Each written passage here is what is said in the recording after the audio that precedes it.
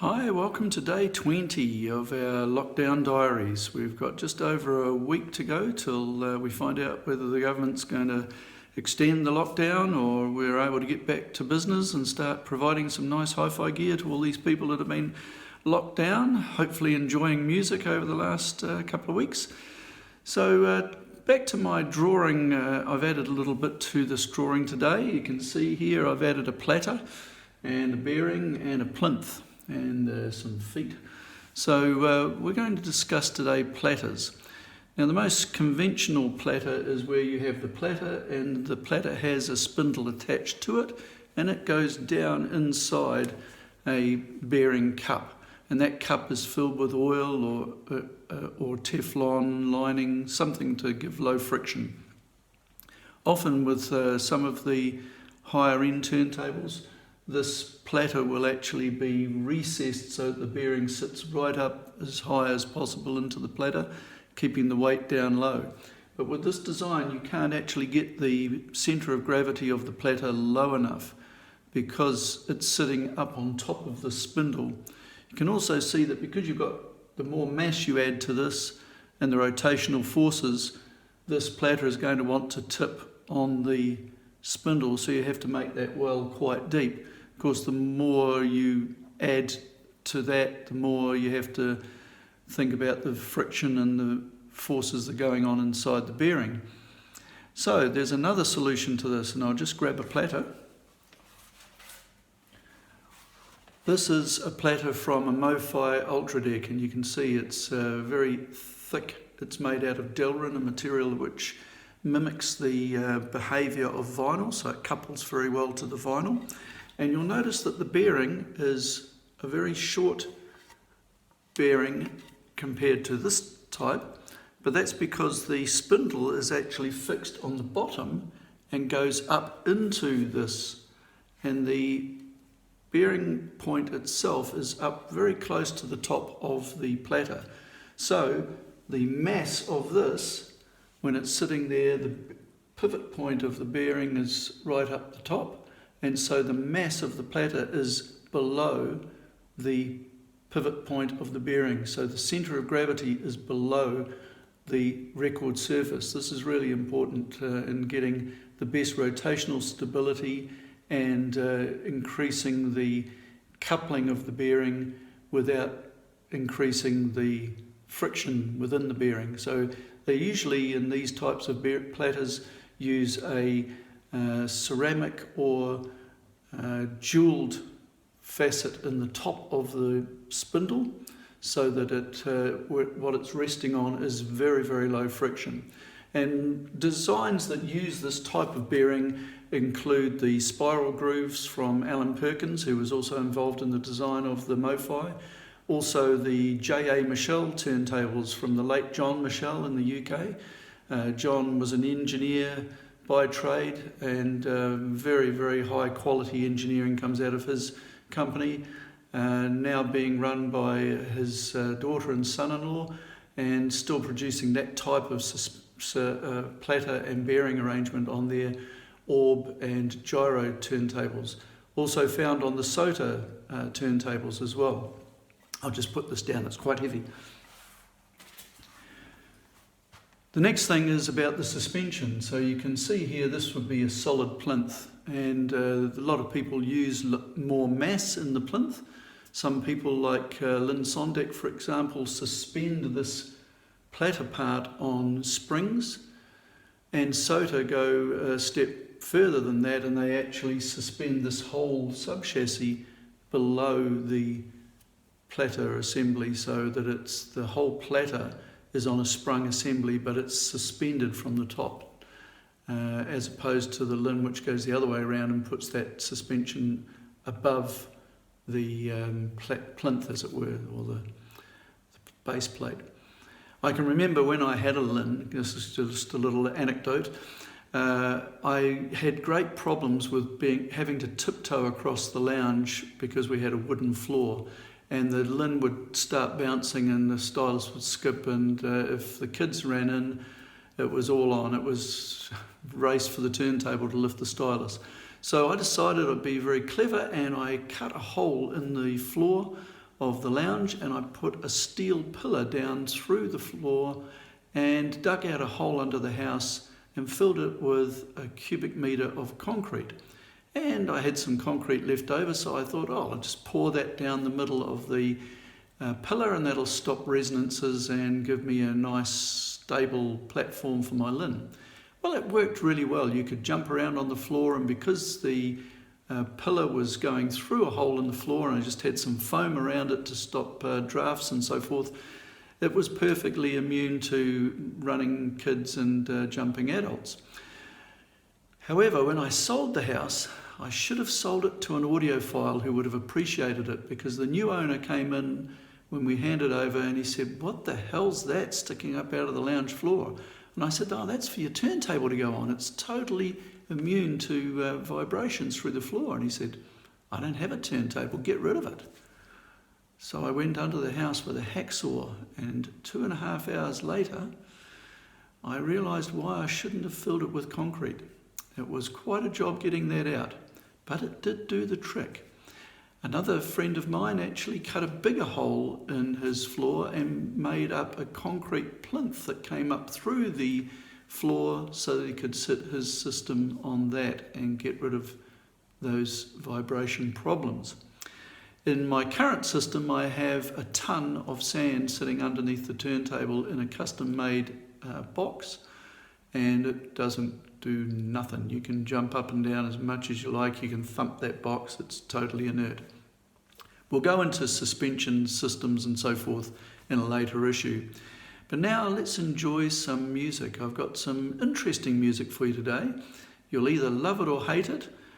So let's go and get into that. One of the artists that I really was into in the late 70s, early 80s was a guy called Jean-Luc Ponty. Here's a picture of him on one of his album covers. And Jean-Luc Ponty is a jazz violinist who plays an electric violin. So very big force in the Montreux Jazz Festival many years ago. And I have quite a few albums of his. I'll just show you how many. There you go, half a dozen or so on vinyl and then a few on CD. So I'll play you a bit of Jean-Luc Ponty.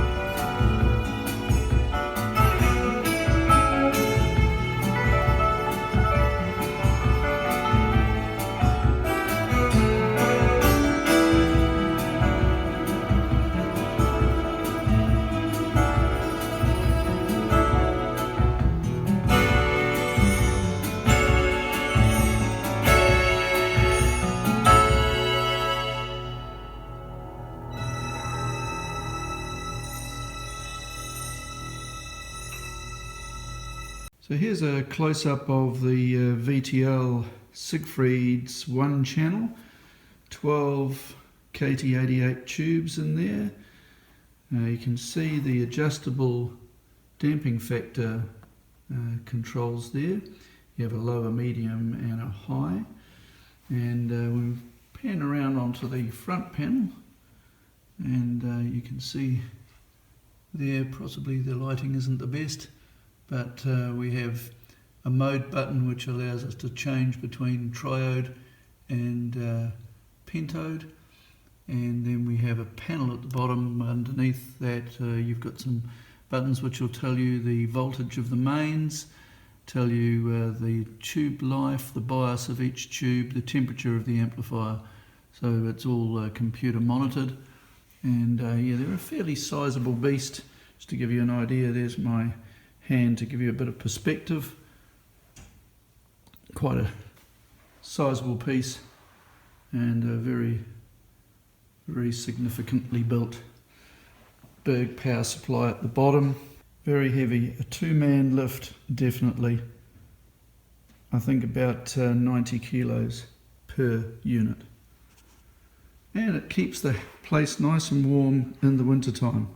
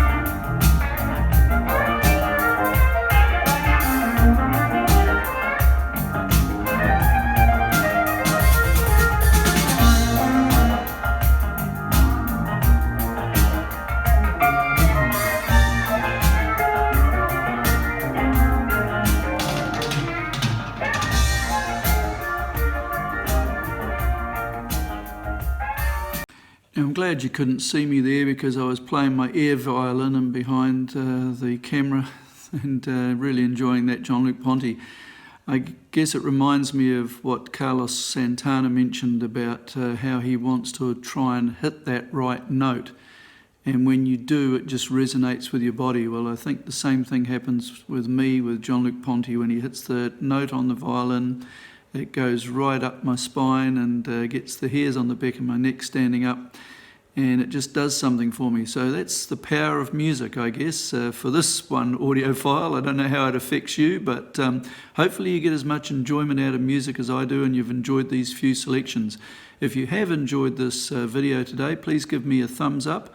I'd love you to subscribe and hit that notification bell so that you get to know when there's a new video up. And share this around and comment. I'd love to hear your comments about what you think of this music and what I'm doing here.